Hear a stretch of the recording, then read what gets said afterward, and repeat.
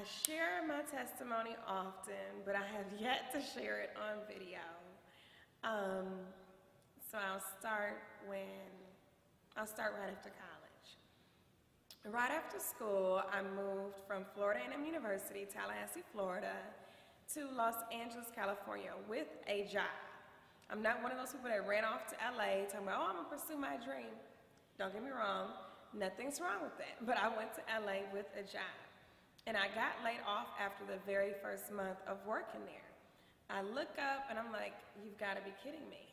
I've traveled across the country and now you're telling me I don't have employment? Like, this can't be happening to me.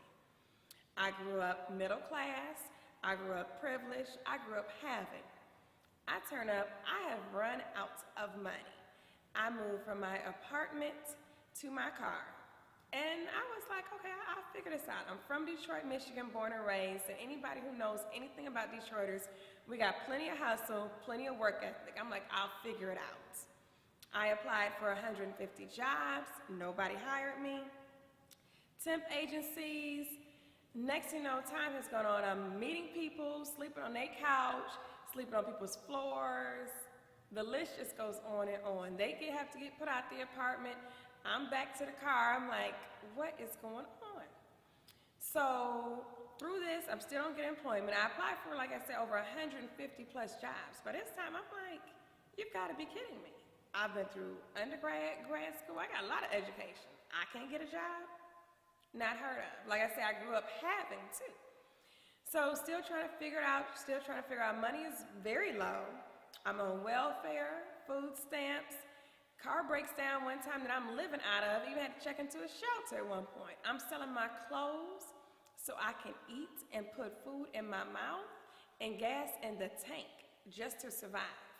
I'm like, I'll figure this out. I was in pretty good spirits most of the journey. And what I mean by that is I would drive around Beverly Hills, I would see the houses, I would see the cars. Trust me, LA had plenty of luxurious cars. And I'm like, I can do this. They got it, they have it, I can do this too. So I would use the drive around Beverly Hills like a motivator. Through time, I was encouraged for the most part. I did have a time where I just broke down. I called my mother and I said, Mom, if this is what life is like, I don't see a need to live. And by no means, I wouldn't classify myself as suicidal at that point, but I will say I was definitely depressed. I was exhausted. I was just exhausted. I was tired of living in the car, tired of being broke, tired of having to sell my clothes to eat. I was just exhausted. People would say, well, you can go home. Well, at that time, my parents were unfortunately, they were in a divorce case. And I'm like, okay, I'm used to be able to call on you all for money. What's going on here?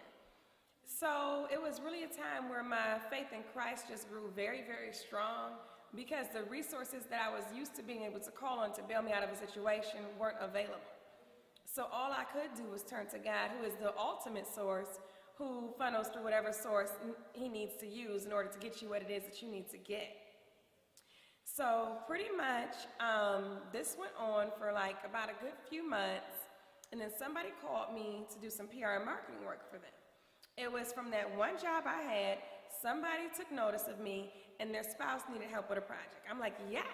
But by this time, I would have swept floors, I would have painted walls, I would have cleaned toilets, whatever needed to get done to get me off my feet, I was willing to do. I'm like, whatever worked. My pride is out the window. At this point, pride has got to go. I could care less about what anybody thinks of me, what anybody's gonna say, oh my gosh, and she just left school to go be a janitor or a waitress. Who the heck cares? I wanted to eat. I had been 7 days without food when I got that call. I'm like, yes, thank you, Jesus. So from there, they referred me to somebody else, who referred me to somebody else, and in like 2 weeks, I got like literally 5 to 7 projects going on. I'm like, wait a minute, mind you, at this time I'm 23, I'm like, okay, I'm making some good change. But I knew I still couldn't afford an apartment that would be so-called fit to be entertaining people and clients. So I reached out to one of my sorority sisters, and she helped me get office space at 5900 Wilshire. And the thing about this office space was that we were on the 26th floor, but on the 19th floor was the happening hip-hop station. And Steve Harvey had his morning show there. It was 100.3 The Beats. Not there anymore, but it was there then. So my routine was I would shower in the morning at LA Fitness on the bottom floor. I would go upstairs. Security, they was aware I was living in the building. Sorry, let me even backtrack a little bit. When I had her help me get office space, I did that instead of going to get an apartment. So I'm living in the office. So security is tipping me off to who's on the morning show at the radio station. They even got my business cards, pass them out to the celebrities as they go up to the elevator. So I'm like, cool, I got them in on this. They calling me 8 a.m. They're like, hey, Kanye West down on 19. Hey, Nick Cannon down on 19. So every morning I'm up. I'm hustling, I'm making contacts, doing whatever I got to do to build this business. I'm like, okay, I got this, I got this, I got this. Then one day, Coach Carter found me asleep in the office. I was a little embarrassed, but turned out to be a huge blessing. He was doing business on the floor with Tridestin Studios. That's my special Indy Brown's company. So I was like, oh, okay. He was like, oh my gosh, what are you doing in here? And he's like, oh my gosh, you're living in here. I was like, no, coach, it's really okay. It's really okay. I'm doing well. Trust me, the storm is over. I've been through worse. He was like, no woman should be living like this. And I was like, no, trust me, I'm okay. I said, shower at LA Fitness, get up in the morning. I said, I got a routine going on. He was like, no. He said, how much money have you made? I said, coach, I made $9,000 last month. I thought I was balling out of control. I said, but I'm saving it because I'm going to get me an apartment. He said, baby, this is LA. $9,000 last month is good, but you don't know what you're making the next month, and we don't know how far that's going to go or how long that's going to last. He said, let me help you. I said, well, okay. Well, how you going to help me? He said, I'm going to get Paramount to cut you a check. I said, Paramount Studios? Mind you, I'm 23 from Detroit, Michigan. I've never heard of studios cutting people checks for any reason. So I'm like, okay, how does this work? He said, no, the movie studios, they outsource people to do PR and marketing services. He said, so what you're currently doing, they can use you on my film. I was like, really? I was like, okay. Well, I didn't work on the movie long because it was about to come out. So I pretty much just booked press to come to screenings, and that was just pretty much the gist of it. But from that experience, it exposed me to let me know, wait a minute, movie studios do outsource people for this type of work. So I called Will Packer and Rob Hardy from Rainforest Films, and at this time, they were gearing up for Stomp the Yard. And I remembered them from when I was in college and owned my boutique. They would put up their posters for their DVDs. So I was like, let me call them, see what I can do. So I let them know what I had going on, and they got me an interview over at Sony Pictures. I met with Eric Paquette. He was an SVP at Sony Screen Gems at the time, and I was just like, okay. Went to breakfast, and it was just wonderful.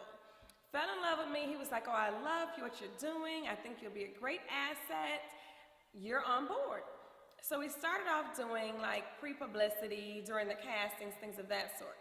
Then I had to go and interview for the unit publicist position for Stomp the Yard.